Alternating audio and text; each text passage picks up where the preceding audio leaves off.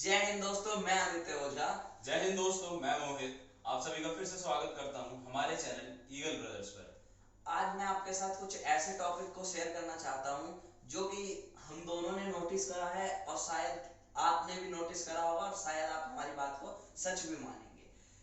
तो जैसा कि आप लोग जानते हैं, इंडिया का पोटेंशियल स्पोर्ट्स में बहुत है और इंडिया की पॉपुलेशन भी बहुत ज्यादा है। लेकिन जो इंडिया का पार्टिसिपेशन है स्पोर्ट्स में, वो इंटरनेशनल लेवल पे थोड़ा कम है। जैसे कि हम एक एग्जांपल से इसको देखते हैं, जैसे लास्ट ईयर पेरिस ओलंपिक्स 2024 की बात करें तो उसमें यूएस का जो पार्टिसिपेशन था वो 592 प्लेयर्स का था। और अगर बात करते हैं चाइना की, तो उसका पार्टिसिपेशन 405 प्लेयर्स का था और फ्रांस में 573 प्लेयर्स ने पार्टिसिपेट किया, लेकिन इंडिया में सिर्फ 117 प्लेयर्स ने। ऐसा क्यों? तो क्या गवर्नमेंट का सपोर्ट नहीं है प्लेयर्स को? नहीं, ऐसा नहीं है। गवर्नमेंट हमारी सपोर्ट करती है, पर वो एक लेवल के बाद करती है। और उस लेवल तक जाने के लिए क्या जरूरी है? सबसे पहले बेस मजबूत होना चाहिए, फाउंडेशन मजबूत होना चाहिए एक ग्रास रूट लेवल पे। और उसके लिए बहुत जरूरी है पेरेंटल सपोर्ट, फाइनेंशियल सपोर्ट और एक अच्छा एनवायरनमेंट बहुत जरूरी है। आदित्य ने आप सभी को बताया ग्रास रूट के बारे में। एक प्लेयर का ग्रास रूट बहुत अच्छा होना चाहिए। जिनको नहीं पता, मैं उनके लिए एक बार बता देता हूँ ग्रास रूट होता क्या है। ग्रास रूट एक प्लेयर का बेसिक लेवल होता है। ग्रास रूट वो लेवल होता है जब प्लेयर अपने स्पोर्ट्स फील्ड में न्यूली इंट्रोड्यूस हो रहा होता है अपने स्पोर्ट्स से। इस टाइम पे वो न्यू न्यू चीजें सीखता है, अपने बेस को बिल्ड करता है, और इस टाइम पे बहुत जरूरी होता है उसको एक परफेक्ट गाइडेंस की। ग्रास रूट ही, क्योंकि जब बच्चे का ग्रास रूट मजबूत होगा तो ही उसका फ्यूचर स्पोर्ट्स करियर बहुत अच्छा होगा। पूरा पूरा का पूरा स्पोर्ट्स करियर हर प्लेयर का उनके उसके ग्रास रूट पे डिपेंड करता है। और हर प्लेयर को इस बात का ध्यान रखना चाहिए कि वो अपने ग्रास रूट में बिल्कुल कॉम्प्रोमाइज ना करे। जितना ज्यादा उसमें अपने आप को मेहनत कर सकता है वो करे। Grass root is very important. मैं तीसरी बार बोल रहा हूँ और हर कोई बोलेगा कि grass root is very important. तो चलिए मैं आपको एक एग्जांपल देता हूँ। जैसे कि कोई भी एक बच्चा ले लेते हैं जिसको दौड़ना बहुत पसंद है, भागना बहुत पसंद है, और वो रेस को देखता है तो उसके अंदर इंटरेस्ट आता है कि मैं भी एक स्प्रिंटर बनूं। लेकिन क्या सिर्फ थोड़ा स्पीड उसकी अच्छी है तो क्या सिर्फ इससे वो एक स्प्रिंटर बन सकता है? अच्छे लेवल का, स्टेट लेवल को पार कर सकता है? नहीं। इसके लिए उसको एक जरूरत पड़ेगी कोच की, जो उसे टेक्निक सिखा सके कि उसे कैसे दौड़ना है और जितनी उसकी स्पीड है उसको और कैसे इंक्रीज करना है। ये बिना कोच के, बिना सही गाइडेंस के तो हो नहीं सकता है। जैसा कि मैं आपको पहले भी बता चुका हूँ, इसके लिए बहुत से फैक्टर्स होते हैं जो कि एक प्लेयर को प्लेयर बनाते हैं। तो किसी भी प्लेयर का ग्रास रूट यही उसकी एकेडमी से डेवलप होता है। अब अगर किसी प्लेयर को देखें जो टीनेज में है, उसके अंदर स्टार्टिंग टीनेज में बहुत जोश होता है। इवन मैं खुद टीनेज में हूँ, और जितने भी टीनेज में बच्चे होते हैं स्टार्टिंग एज में, उन अर्ली एज में उन्हें जोश होता है, और उस जोश को अगर वो किसी डायरेक्शन में यूज करें तो वो जरूर स्पोर्ट्स के अंदर काफी आगे जा सकते हैं। और उस बच्चों के उस जोश को डायरेक्शन में करना, उनके पेरेंट्स पे बहुत ये चीज डिपेंड करती है कि उसके पेरेंट्स उसको सपोर्ट कर रहे हैं कि नहीं, कोचेस उसको सपोर्ट कर रहे हैं कि नहीं, क्योंकि उसको डायरेक्शन में लाने का काम उनके पेरेंट्स और उनके कोचेस का ही होता है। अब मैं थोड़ी सी सोसाइटी की मेंटेलिटी को भी एड्रेस करना चाहूंगा। जैसे कि आजकल कुछ सोसाइटी में हमने खुद फील किया ऐसे लोगों को जो कि बच्चों को कहते हैं कि स्पोर्ट्स में कुछ नहीं है करियर, स्पोर्ट्स में कोई भी फ्यूचर नहीं है, स्पोर्ट्स मत खेलो। इवन अगर छोटे बच्चे कहीं खेलते हुए देख लेते हैं वो तो जज करने लगते हैं। अगर कहीं गली में बच्चा खेल रहा है, कहीं लोकल पार्क में खेल रहा है, तो खेलना बंद करवा देते हैं वो। तो मैं ऐसे लोगों को कहना चाहूंगा कि देखो, आप अगर बच्चे को सपोर्ट नहीं कर सकते, बच्चे को आप अगर अप्रिशिएट नहीं कर सकते, तो प्लीज उसे डीमोटिवेट मत करो, उसे रोको मत, उसको करने दो। अब हमने और भी ऐसे कुछ लोगों को देखा है जो अपने पेरेंट्स हैं कुछ ऐसे जो कि अपने बच्चे को देखते हैं प्रैक्टिस करते वक्त, जब वो प्रैक्टिस कर रहा होता है तो उसको रोकते हैं, कहते हैं मत कर, कुछ करियर नहीं है। लेकिन वही बच्चा जब टूर्नामेंट जाए, मेहनत किया, खेला, दौड़ा, भागा, और फिर जब टूर्नामेंट में गलती से अगर हार जाए वो, तो जब घर वापस आएगा तो उसको ये बोलने लगते हैं कि अरे हंसेंगे लोग। मैंने तो पहले ही कहा था तो कुछ नहीं कर पाएगा, तेरे से होगा नहीं, करियर में कुछ, स्पोर्ट्स में कुछ नहीं होगा, इसमें कुछ नहीं लिखा है, तू तो हारने वाला ही है, कर लिया प्रैक्टिस।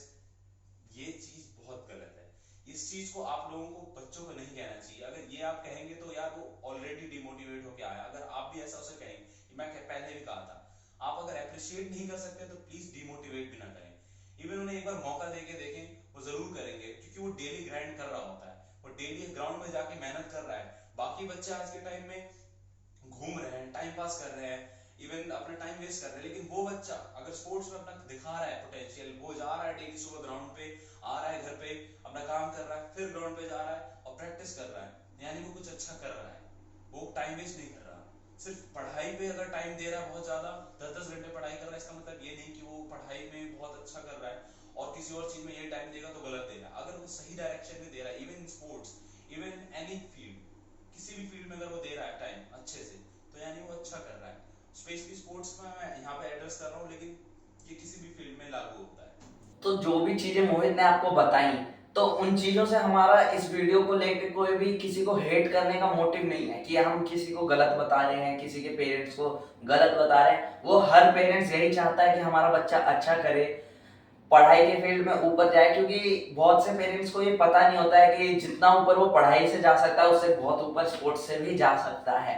रास्ते दोनों में है, लेकिन स्पोर्ट्स में भी ऐसा नहीं है स्पोर्ट्स बहुत आसान है। अगर किसने स्पोर्ट्स को अपना करियर चूज किया है तो उसको बहुत सी चीजें सेक्रीफाइस करनी पड़ती है, उसको बहुत सी चीजें छोड़नी पड़ती हैं, उसको मतलब दुनिया से एक तरीके से कटना पड़ता है। स्पोर्ट्स में जाना, स्पोर्ट्स में टॉप लेवल पे जाना एक तरीके से आईएएस की पढ़ाई से भी मुश्किल है, क्योंकि आईएएस की पढ़ाई में हमें एक मतलब आईएएस की पढ़ाई मुश्किल है, उसमें भी हमें कटना पड़ता है दुनिया से, पर एक घर के अंदर रह के कटना होता है। और स्पोर्ट्स प्लेयर को घर के बाहर रहना होता है, सबसे मिलना भी होता है। जब वो स्टेडियम जाता है, घर आता है, रास्ते में उसको बहुत से दोस्त मिलेंगे जो उसे भटकाएंगे कि अरे चल आज यहाँ घूमते हैं, आज वहाँ घूमते हैं, पर उनको एक तरीके से मोटिवेशन रहना होना होता है, अपने अंदर मोटिवेटेड रहना होता है कि हमें नहीं जाना तो नहीं जाना।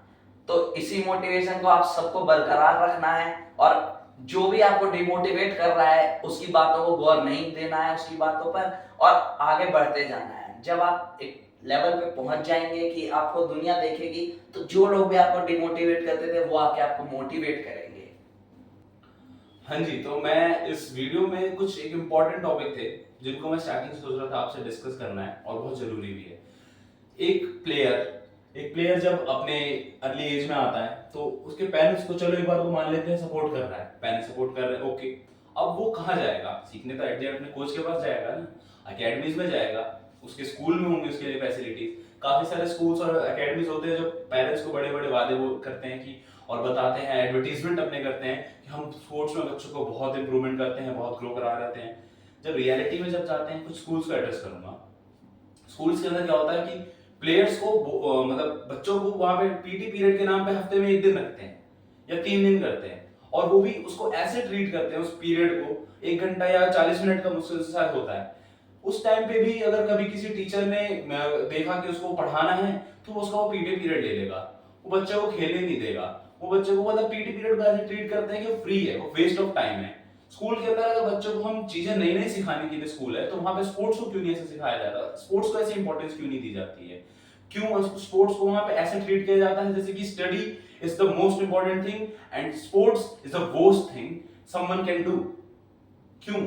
इस चीज को सही करना होगा।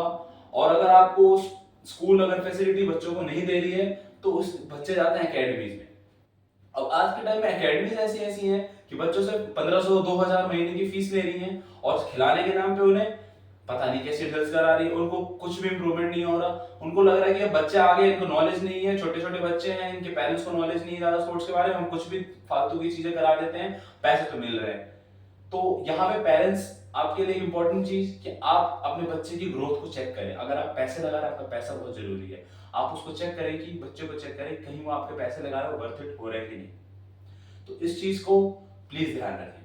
तो हमारा जो मेन मोटिव है आज का इस वीडियो को बनाने का, वो मैं आपके साथ शेयर करना चाहता हूँ कि हम दोनों ने कई बार प्रैक्टिस करते वक्त ये नोटिस करा है कि जब हम कोई भी ड्रिल्स को कर रहे होते हैं तो बहुत सारे ऐसे बच्चे होते हैं जो हमको देख रहे होते हैं।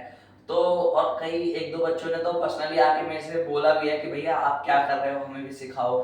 तो इसी से हमें एक आइडिया आया कि क्यों ना हम ऐसे बच्चों को जिनको नीड है और उनको ये चीजें मिल नहीं पा रही हैं, बहुत सी अकेडमी होती हैं जो कि अपनी फीस 1500, 2000, 2500, 3000, मतलब फीस की कोई मैक्सिमम सीमा तो किसी चीज की नहीं है, लेकिन मिनिमम भी 1500, 1000, इससे कम तो कोई आजकल एकेडमी ही नहीं है। तो वो बच्चे कहाँ जाएंगे जिनके पास इतने पैसे हैं ही नहीं। तो हमने इसीलिए ये सोचा कि उन बच्चों को क्यों ना हम जितना भी हमारे पास है, जितना भी हमसे हो पा रहा है, उतनी चीजों को, उतने इक्विपमेंट जो कि हमारे पास हैं, वो सबके पास नहीं हो पाते हैं, तो उन इक्विपमेंट्स को लेके और जितनी भी नॉलेज हम लोगों के पास है, उस नॉलेज को हम इस्तेमाल करें और उन बच्चों को सिखाएं और उनको उस लेवल तक ले जाएं जहां तक वो जाना चाहते हैं। और अगर आपको ऐसा लग रहा हो कि मैं अपने किसी बिजनेस मॉडल का कोई एडवर्टाइजमेंट कर रहा हूँ, तो आप गलत हैं, क्योंकि एक बिजनेस वो होता है जिसमें कि हमारा फायदा हो रहा होता है। आप ये सोचो कि अगर हम सुबह सुबह रोज 5 बजे उठ रहे हैं और जा रहे हैं, मतलब हम अपनी ट्रेनिंग को बाद में कर रहे हैं और उन बच्चों को सिखा रहे हैं, और एक ऐसे प्राइस में जिसको कि बच्चे अगर रोज के कुरकुरे खाने के पैसे भी बचाएं तो भी वो हमारी फीस को पे कर सकते हैं, ऐसी फीस रखी है हमने। तो और ये फीस क्यों रखी है, अगर आपके माइंड में ये सवाल आ रहा है कि हमने ये फीस क्यों रखी है, हम फ्री भी तो करा सकते हैं अगर हमें इतना ही शौक है तो, लेकिन अगर हम फ्री कराएंगे उस चीज को तो बच्चों के अंदर ना वो नहीं आएगा कि हम फ्री में कर रहे हैं, वो उसको मजाक में ले लेंगे कि अरे ये तो फ्री है, जाऊं ना जाऊं क्या फर्क पड़ता है। लेकिन अगर वो उसके कुछ भी थोड़े बहुत भी पैसे दे रहे हैं ना, तो उनको ये लगेगा कि हम पैसे पे कर रहे हैं इस चीज को करने के, और हमें वहां पे रोज जाना है, भले उनको थोड़ा बहुत दर्द हो रहा होगा पैर में तो भी आएंगे, क्योंकि उन्होंने पैसे दिए हैं और वो पैसे उनके लिए मैटर करते हैं। वो हो सकता है हमारे लिए या आपके लिए मैटर ना करें, लेकिन ऐसा नहीं है कि वो सबके लिए मैटर नहीं करते, वो बहुत लोग हैं जिनके लिए मैटर करते हैं वो पैसे। तो हमारी एकेडमी का नाम हमारे यूट्यूब चैनल पर ही है, द ईगल एकेडमी। तो अगर आप हमारे घर के नियर रहते हैं तो आप जरूर कोशिश करें कि हमारे ऑफलाइन एकेडमी ज्वाइन करें। आपको हमारे से अगर कांटेक्ट करना है तो उसकी सारी डिटेल्स आपको डिस्क्रिप्शन बॉक्स में मैं दे दूंगा। अब एक बार उन बच्चों के लिए बात करते हैं जो हमसे दूर रहते हैं, जो नहीं आ सकते किसी भी वे में, तो आप चिंता मत करिए, हम अपने प्रैक्टिस ड्रिल्स आगे वीडियोस में डालेंगे, आप उनको देख के फॉलो अप करिएगा, आप डिसिप्लिन में रहिएगा, बहुत इंपॉर्टेंट है, और प्रैक्टिस ड्रिल्स को फॉलो करिएगा। तो जैसा कि मोहित ने आपको बताया कि आप हमारे ऑनलाइन वीडियो से ट्रेनिंग कर सकते हैं, पर जो हमारे आसपास रहते हैं उनके लिए तो मैं यही सजेस्ट करूंगा कि आप ऑफलाइन ही आए, क्योंकि ऑफलाइन आएंगे तो एक जब हम लोग इंटरेक्शन रहता है ना सामने सामने, तो उस वक्त हम जो सिखा पाएंगे, क्योंकि ऑनलाइन में कई बार क्या होता है ना कि जब हम थक जाते हैं तो हम अपने आप को पुश ना करके थोड़ा रेस्ट ले लेते हैं, उसके बाद फिर से करते हैं, जिसकी वजह से थोड़ा सा इम्प्रूवमेंट में थोड़ी सी तो कमी आएगी। तो इसलिए ऑफलाइन में क्या होगा कि एक गाइडेंस रहेगा, एक प्रेशर रहेगा कि हाँ कोच साहब देख रहे हैं। तो आज की वीडियो के लिए बस इतना ही, आपसे मिलते हैं अगले वीडियो में विद न्यू एनर्जी, और तब तक के लिए please stay tuned and like the video, channel को जरूर सब्सक्राइब कर देना है, और हाँ बेल आइकन को प्रेस करना ना भूलें। अब आप बेल आइकन के साथ जाके पुल अप करो, पुश अप करो, यार बस प्रेस कर देना उसे। तो बाय सभी को, हर हर महादेव।